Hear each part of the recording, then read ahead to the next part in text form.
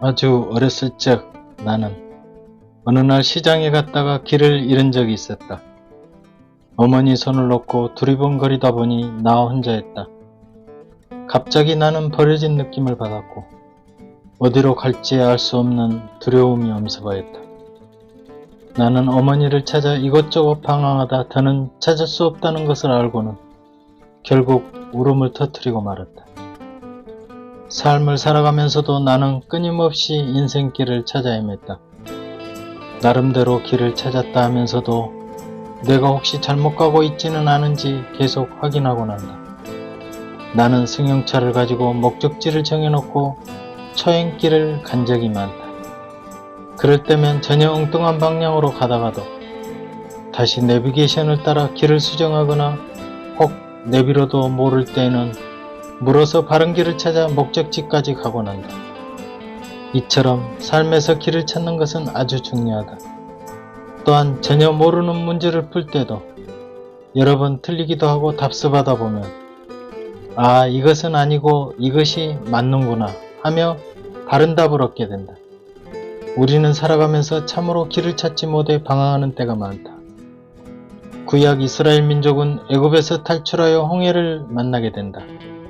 앞에는 홍해, 뒤에는 애국 군대들이 뒤쫓아오고 있었다. 어디에도 피할 길은 없었다. 그야말로 진퇴양난으로 죽을 수밖에 없는 형국이다. 참으로 이런 난감한 일도 인생에는 많이 부딪히게 될 것이다. 우리가 살아가는 일에도 길을 찾는다는 것이 중요할진데 더군다나 삶과 죽음을 넘나드는 인생 진리의 길이야.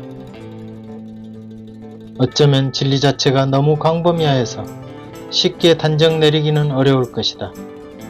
나는 왜 태어났으며 왜 살아가는 것이며 왜 죽는 것이며 삶의 의미는 무엇인가? 이런 문제는 도저히 풀 수 없는 수수께끼만 같아 깊게 생각하지 않고 그냥 넘어가려는 일이 허다하다. 그러나 이런 문제는 한번 심각하고 중요하게 되짚어 볼 필요가 있다. 만약 하나의 빗방울이 산 꼭대기에서 떨어져서 그 한 방울이 반쪽은 왼쪽으로 반쪽은 오른쪽으로 떨어졌다면 이 두 빗방울의 어느 땐가는 서로 다른 길을 달려 전혀 다른 반대편에 도달되어 있을 것이다. 이처럼 길은 자칫 잘못 내딛거나 다르게 판단하면 전혀 엉뚱한 곳으로 가버리고 말기 때문이다. 인생길을 잃었을 때 어머니를 잃었던 어린 시절처럼 방황하고 두려워하게 된다. 그런데도 이 길을 누군가 쉽게 가르쳐주지는 않는다. 육신의 부모나 선생님도 역시 아주 세밀하게 가르쳐주지는 않는다. 스스로 찾기엔 너무 벅찬 과제이기도 하지만 인생은 그저 그런 거라고 치부하다 보면 세월만 가버리고 만다. 육신적으로 조금 잘 살고 잘 먹고 건강 잃지 않고 행복하게 사는 것이 곧 인생길인 것처럼 여겨지기도 하지만 사실 더 깊게 사고해보면 이런 육체적 행복을 뛰어넘어 죽음 후의 문제까지도 해결할 수 있는 것이 진리의 확실한 가르침일 것이다. 나는 진리를 찾기 위해 많은 책을 읽어보았지만 뭔가 시원한 답을 얻어보지는 못했다. 인생의 허무, 육신의 끝인 죽음은 누구나 감지하는 바일 것이다. 그러나 현세뿐 아니라 죽어서도 확실히 그 죽음을 뛰어넘어 행복을 얻을 수 있는 것이 확실하다면 그 진리는 찾아볼 만하다. 진정한 인생관을 느끼려면 죽은 뒤의 사실까지도 확실히 알아야 그에 상응하는 현실 방향도 주어지게 될 것이다. 그런데 죽어보지 않고서는 알 수 없는 세계이기에 나는 진리를 알아가는데 가장 큰 장애로 느끼곤 한다. 하여 나는 진리를 구체적으로 내 내면 세계에서 고통이나 우문점을 깨달음을 통해 얻는 방식을 가장 중요시했다.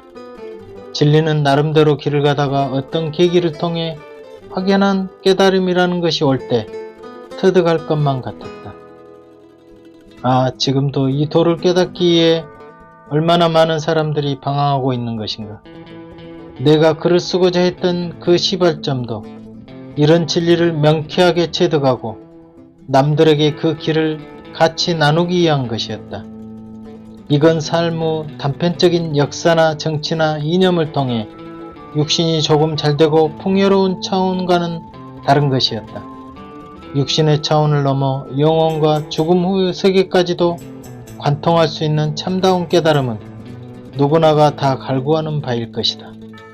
그런데 세상을 살아가는 사람들은 나름 이것이 곧 길이요 진리라고 말하는 사람들이 많았다. 그 나름대로는 의미가 있었다. 그런데 어느 날 나는 성경을 읽다가 도저히 상식적으로 이해하기 어려운 구절 때문에 의아해했었다. 예수께서 가라사대 내가 곧 길이요 진리요 생명이니 나로 말미암지 않고는 아버지께로 올 자가 없느니라. 이 인류 역사상 이런 말을 한 위인이 있었던가 싶게 내용이 잘못된 것이려니 싶을 정도였다. 스스로가 길이요 진리요 생명이라고까지 하니 기가 찰 노릇이었다. 예수 자체가 길이요 진리요 생명이라면 이것은 우리가 생각하는 인생 철학 같은 논리적인 의미와는 전혀 다른 것이다. 결국 예수를 취하여야만 도와 진리와 생명을 다 얻게 된다는 말이 된다. 이렇듯 성경은 이해하기 어려운 말을 늘어놓은 것 같았다. 그런데 더 놀라운 사실은 예수는 스스로 자기를 믿는 자는 영원히 죽지 않는다고까지 하였다. 예수께서 가라사대 나는 부활이요 생명이니 나를 믿는 자는 죽어도 살겠고 살아서 나를 믿는 자는 영원히 죽지 아니하리니 이것을 내가 믿느냐? 라고 반문하고 있었다. 아니 인간 세계에서 이렇게 어마어마한 말을 감히 늘어놓았던 사람이 있었던가? 이 말은 분명 거짓말이거나 진리거나 둘 중 하나일 것이 자명하다. 이 말이 어찌 쉽게 믿어지겠는가? 예수를 믿으면 영원히 죽지 아니하다.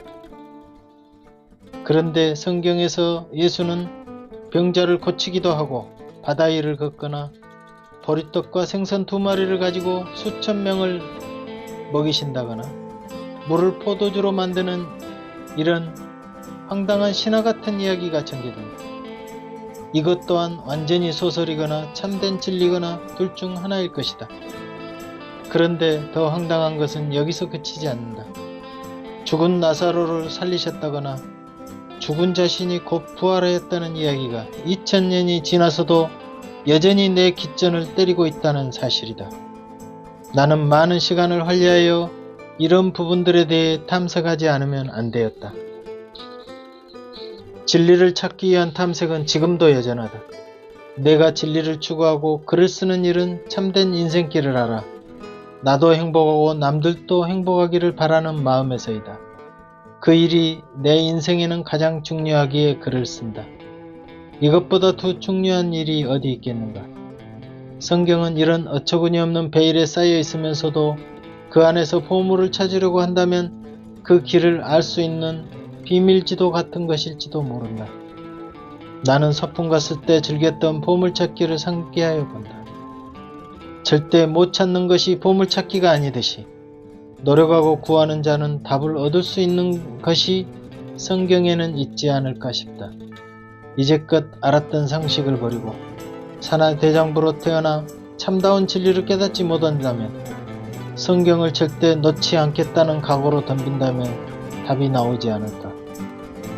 누구를 위한 것이 아닌 우선 나를 위하고 이웃을 위해서도 성경에 관심과 흥미를 붙여볼까 싶었다. 성경은 참 이해하기 어려운 책임에도 나는 그 깊이와 넓이와 폭에 가끔 놀라기도 한다. 한 가지 자명한 것은 이 성경이 거짓된 허구를 늘어놓은 것인가? 참으로 생의 진리를 설파하고 있는 것인가? 둘 중 확실히 어느 한편에 서야만 된다는 사실이었다. 중간의 애매한 입장이란 진리의 완벽성에 신뢰를 떨어뜨리는 거짓이 되기 때문이다. 오늘 또 나는 이런 난제를 가지고 성경을 읽거나 성경을 묵상해 보곤 한다.